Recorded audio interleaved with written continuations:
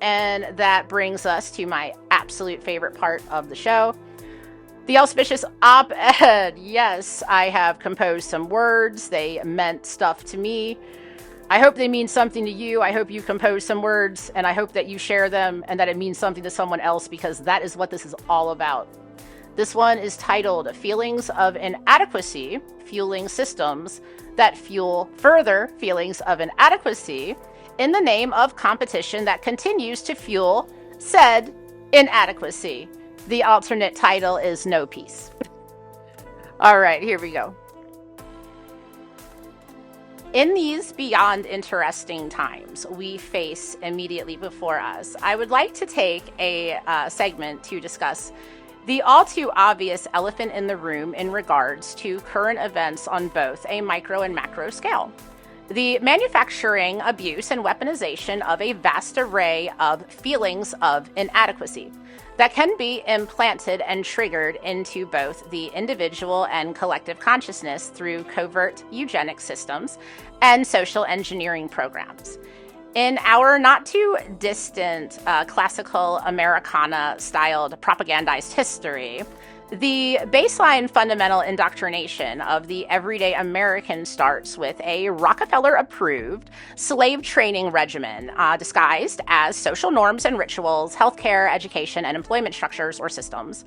that take hold over both individuals and families alike, in a desperate attempt at coercing consent for the ruling class to be welcomed, tolerated, and obeyed by those who have absolutely no good intent towards them due to the feelings of inadequacy they possess, and in turn wish to inflict onto others, in a sad attempt at controlling their thoughts, emotions, behaviors, and overall options in any given situation. This is a mainstay in lizard person, hierarchical, sociological, and psychological theory due to an innate inability for this more systematic narcissistic type of thinker to self-regulate emotions. And this type of being is blocked, like by default, from meaningful spiritual connections due to being an inhospitable or unwelcoming vessel for such relief. Through media, government, and business, we have witnessed a three-pronged attack against all meaningful independence and individuality or freedom in the lives of all Americans across all demographics and walks of life, except for the elitist minority of control oligarchs who believe that they are more suited to leadership due to their echo chambers filled with the snobbish drones of clout chasers, gold diggers, and megalomaniacs of all persuasions, amalgamating into a dark force of dysfunction in an immensely dysfunctional disguise. These feelings of inadequacy are viewed as a type of Achilles heel in the minds that swirl towards inclinations preferential to fifth-generational psychological warfare techniques, which are only going to become less and less effective as the Great Awakening continues, spreading the collective awareness regarding narcissistic abuse and black magic's role in this power dynamic, which is seemingly being employed in most applications these days. The big idea appears to be that if the powers that be can implant, mutate, and remove at will different types of feelings of inadequacy,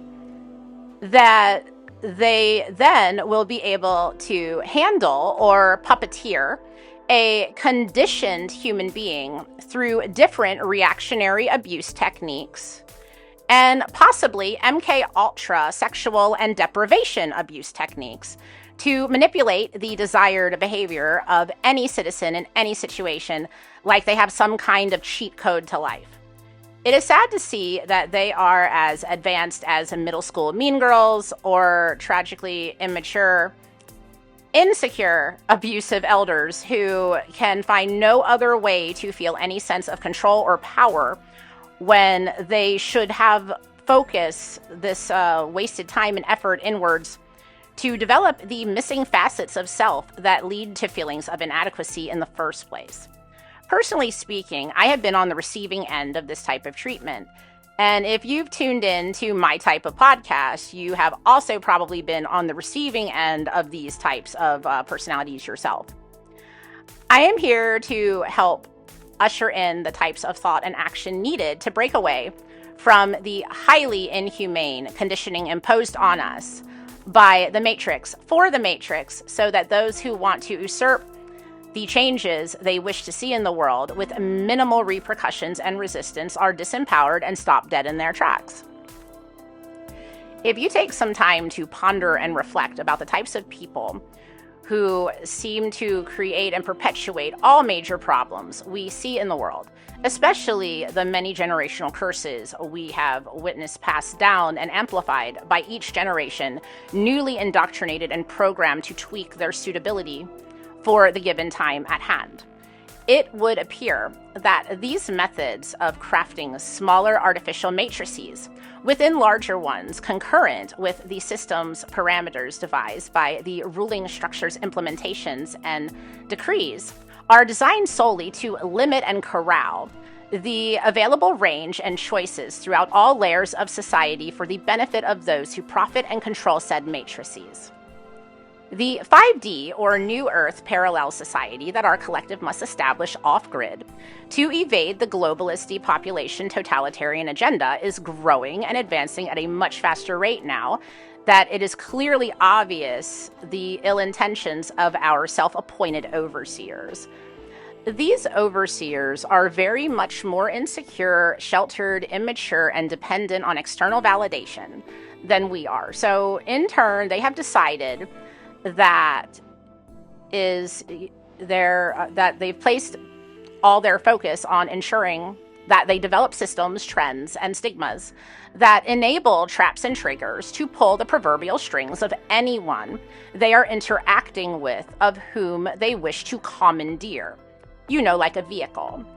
It should be fairly obvious that now that we have surpassed humanity's true zenith for the time being, that some form of artificially imposed programmable hierarchical control mechanism had to be employed now, that those at the top are envying and coveting the freedom, joy, and serenity all of the commoner and peasants they believe need to be shown or forced in their place to retain and maintain their own posterity and austerity, those illusions of control they've built with their black magic, smoke, and mirrors.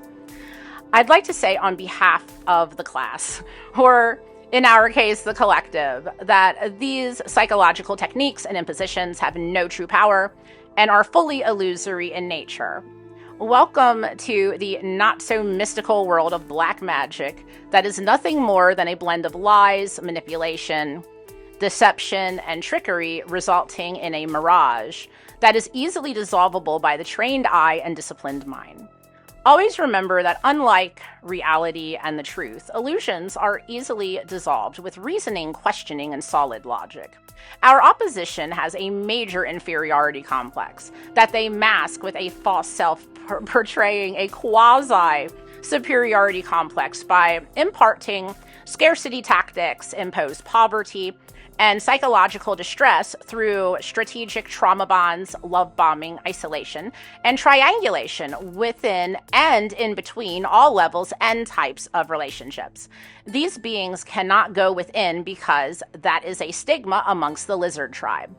Going within is considered going against the hive or the supposed head of said hive. This neo-feudalist structure is simply too unfounded and unjustifiable for a people as advanced as ourselves in a time of high-level advancement for the masses overall.